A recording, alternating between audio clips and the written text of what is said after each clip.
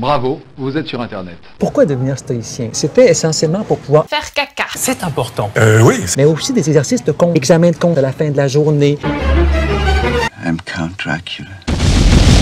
Ok, donc ici on va analyser, comprendre le stoïcisme pour trouver l'équilibre intérieur, mais aussi dans le but d'engranger suffisamment de connaissances pour pouvoir briller en société dans les dîners par nos références hautement quali. J'avais une 50aine de gens à la maison. Et vivre dans l'abondance amoureuse pour pouvoir se reproduire à profusion, même si ça pollue, parce que ça de toute façon on s'en branle, même jusque chez les no-fapeurs professionnels. Paradoxe. Arrête la masturbation. Ok. C'est pour vous dire à quel point la galbe transcende les concepts contraires et vous mène vers un amour fatigue cosmico-pragmatique que même les plus grands mystiques de notre époque n'avaient guère intuitionné. Mais oui, c'est clair. Mais oui, c'est clair. Arrête-toi. La violence. Bref, mon but ultime ici n'est guère de vous enjoindre à devenir stoïcien, c'est-à-dire mettre adblock aux émotions de vos cerveaux quand ça tourne au vinaigre pour faire court. Bah ouais, je fais court, je suis un professeur un petit peu, logique. Mais on va méditer un peu sur ce courant philosophique histoire d'en dégager la galbe potentielle. Bon, alors si pour les plus érudits c'est un courant philosophique, pour d'autres c'est peut-être un courant d'air, donc on va reprendre les bases, le starter pack stoïcien. Donc faut savoir que c'est une philosophie antique dont les écrits les plus importants sont ceux d'Épictète Galbée, Sénèque Galbée et Marc Aurèle Galbée. Retenez ces trois noms, retenez-les bien. Sénèque, Marc Aurèle, Épictète. T'es fasciste. Ouais. Et l'idée de base c'est de dire que ce qui se passe dans le monde, la nature, Dieu, le cosmos, tout ça c'est la même chose parce qu'à l'époque ils n'avaient pas le temps de pinailler sur des broutilles et des détails. Bref, tout ce qui se passe est déterminé par le destin, le fatum, à ne pas confondre avec Fatou, la meuf de Gilles Verdez. Fatou, je t'aime à la folie. Mon amour. Fatou. Donc pour les stoïciens on peut pas changer les choses, mais le regard qu'on a sur les choses, le jugement qu'on a sur les choses. En gros la liberté humaine elle réside dans l'acceptation de ce qui se passe. C'est une liberté intérieure. Accepter le destin et se distancer de nos émotions, de nos passions. Moi je suis passionné. Et ainsi on devient indifférent à la douleur et au plaisir et on est serein. C'est le but de cette philosophie, c'est de rester serein, stoïque. Donc tu gagnes à l'euro million, bas les couilles, tu te fais draguer par double peiné, Lob Cruz, bas les couilles, tu perds au bras de fer face à ce mec, bas les couilles, voilà t'as compris, il faut s'en foutre de tout. Tu dois rester impassible, impavide, pas avide. You know what I mean, guys? Voilà, donc vous avez cerné un petit peu l'idéologie, ok? Et moi j'ai lu les mecs, Sénèque, Marc Aurèle, San. Tu vas la fermer ta grande gueule! Épictète, et tous ces mecs c'est des génies, voilà c'est dit. Mais quand tu lui lis vraiment, avec tes yeux, les abus ils se font pas attendre. Et surtout Épictète, le mec, pour gérer ses émotions, le mec il apprend aux gens à se détacher de leur famille. C'était le genre de prof, il devait y aller progressivement.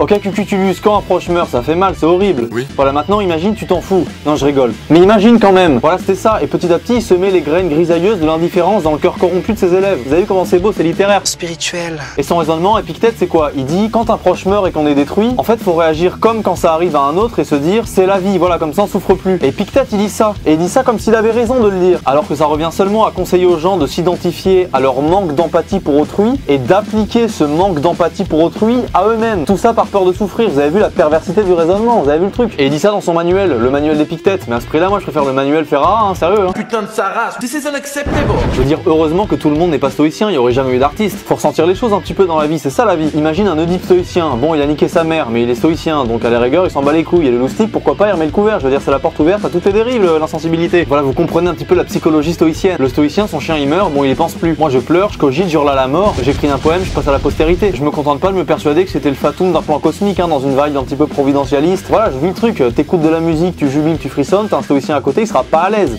du tout. Pas à l'aise quand je baise. Donc le mec peut s'enorgueillir d'être sage, mais en attendant, si sa femme elle lui demande pourquoi t'es sage, il doit pouvoir lui répondre les yeux dans les yeux, parce que même ta mort ne m'atteindrait pas. Et c'est la vérité, textuellement c'est ça. T'imagines le choc psychologique s'il dit ça à sa femme? Je veux dire, MeToo on a fait tomber pour moins que ça. Et puis peut-être il disait tellement des trucs de ouf comme ça à son maître qu'il s'est fait casser la jambe pour ça. Brise la jambe. Oh! Clac! Clac!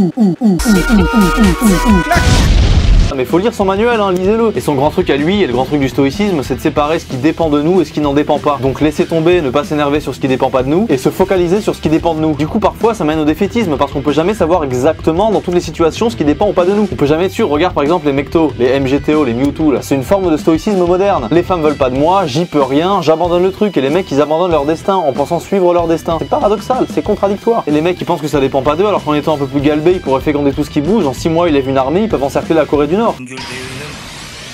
Pokéball.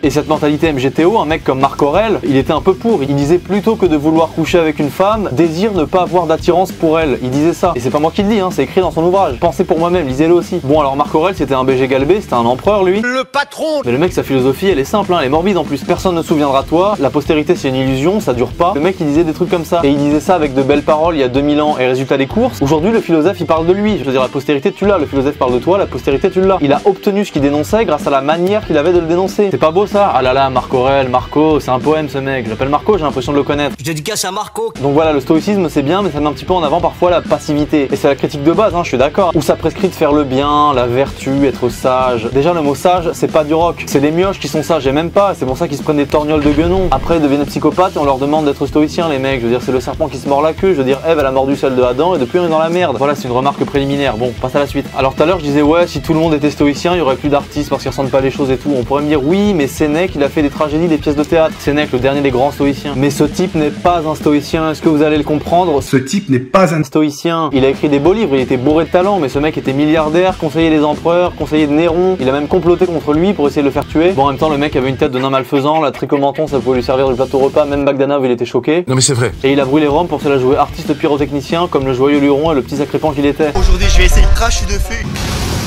Donc je peux comprendre que Sénèque ait voulu lui réserver une petite croisière Costa anticipée avec Charon très vite. Mais voilà, Sénèque, conseiller des empereurs, milliardaire. Le mec allait au pute avec l'argent de l'État. Et c'était pas des retraités de chez Jacques et Michel, ni des quinquagénaires boursouflés trouvés Strasbourg-Saint-Denis. Hein. On est bien d'accord. Alors après, le mec il nous sort des maximes de grand-père, genre pour être serein, laisse les autres te mépriser. Il avait quand même un sacré toupet. Il aurait pu nous dire, c'est celui qui dit qu'il l'est. Il aurait pu nous dire ça, le mec. Vous voyez le manque de respect. Sénèque stoïcien, c'est un peu comme BHL socialiste. Arrêtez de dire n'importe quoi. Bon alors d'ailleurs, Sénèque il avait pas du tout un visage stoïcien. Hein. Je veux dire, on dirait un mec, il a vu le Vésuve en éruption, il connaissait déjà la fin, mais il avait pas assez de cardio pour mettre boulette quoi. Mais apparemment ça c'est pas son visage, c'est le visage de son père ou son pseudo visage. Apparemment son vrai visage c'est celui-là. Dites-moi en commentaire si vous savez exactement. Mais le stoïcisme, je pense qu'on l'a tous instinctivement en nous. Je pense que c'est quelque chose de très humain de se fermer émotionnellement, mais parfois ça tourne mal. Moi j'avais une pote, elle a voulu devenir stoïcienne, elle a dit ouais mon mec il m'a fait du mal, je mets mon cœur dans un coffre-fort, je ferme ma clé et je bouffe la clé. Elle a avalé la clé de travers, son cœur il s'est rouvert, mais au sens propre, la pauvre, amour fati. Bon alors après j'ai un peu réfléchi psychologiquement au stoïcisme et j'ai du mal à concevoir qu'on puisse estimer être en phase avec la nature quand on accepte tout en rejetant ses passions alors qu'elles servent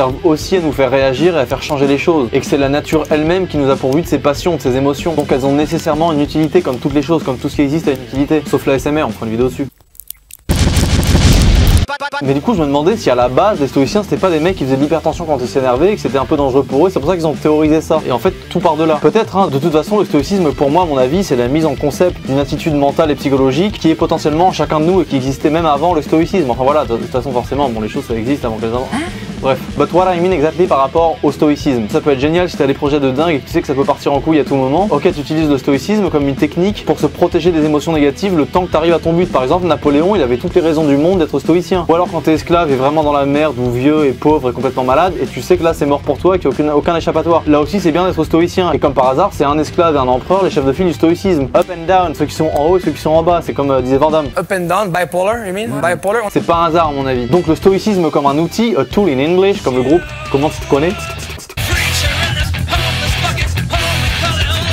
Je suis pour et je l'utilise. Ça peut être une capacité mentale de relativisme immédiat des choses qui nous arrivent. Mettre stoïcien à fond comme ça, je veux dire le pelot moyen qui est pas super passionné, qui prend pas de risques dans la vie et tout, ça sert à rien qu'il devienne stoïcien, ça va la fadir, ça sert à rien. Il parlera comme un PNJ total, plus jada, c'est-à-dire voilà. C'est un métier. Hein.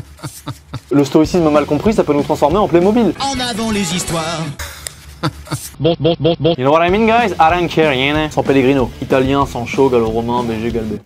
Le stoïcisme, c'est bien le mettre sur on quand tu peux plus faire marche arrière. Genre, ok, là, tu vois un grand 8, t'en as jamais fait, il est énorme et effrayant. Mais tu veux le faire, t'as envie. Bon, si t'es stoïcien à la base, tu vas dire, ah non, faut se modérer, c'est pas pour moi, etc. Donc, avant d'entrer, sois pas stoïcien. Maintenant, une fois que t'es dedans, t'as la ceinture de sécurité, tu commences à avoir peur, t'as le vertige, tu sais très bien que ça peut partir en destination finale à tout moment. Là, faut être stoïcien. Là, ça a une utilité. Pas avant. Le stoïcisme, en fait, c'est juste une question de timing. Et la réelle sagesse stoïcienne galbée, c'est de savoir l'utiliser au bon moment, à bon escient et pas de s'y engouffrer a priori. Alors pourquoi le stoïcisme c'est galbé aussi? Parce que là, Gorgone, elle a strictement aucune prise sur un stoïcien dont la pétrification émotionnelle est déjà bien entamée. Se transformer en pierre alors qu'on reste déjà de marbre et qu'on a un cœur de pierre, c'est déjà fait quoi. Donc voilà, mais le chômeur oisif qui fume des joints ou le bobo à vélo, ils me disent ouais je suis stoïcien, je dis non, t'as rien à voir avec le stoïcisme, arrête de chercher une identité philosophique. Voilà, et pour finir, je préfère largement que les gens s'intéressent à cette belle philosophie antique, elle a quand même de la gueule, plutôt que de se perdre dans ces fils bâtards que sont le développement personnel et les coachs bien-être à outrance là. Je suis coach de vie.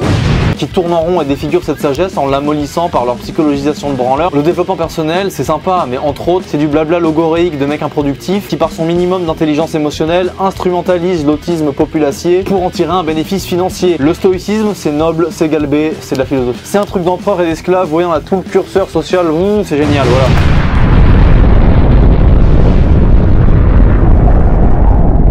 Et voilà. Voilà mes BG galbés, commentez, likez, partagez si possible, dites-moi ce que vous pensez du stoïcisme, et pour ceux qui sont intrigués, je mets en description les liens de leurs livres gratuits sur Wikisource, c'est vraiment pas long, lisez-les, testez votre jugeote philosophique, on va voir un peu ce que vous en pensez, galbez-vous bien, dites-moi en commentaire d'autres sujets de vidéos potentiels bien galbés, et merci aux tipeurs, c'était le philosophe, et on se dit à la prochaine. Arrête d'éjaculer. Un petit retour à Platon vous ferait pas de mal. Il y a le soleil, il y a la pluie. J'étais comme dans Mowgli en fait. Un philosophe. Mon amour.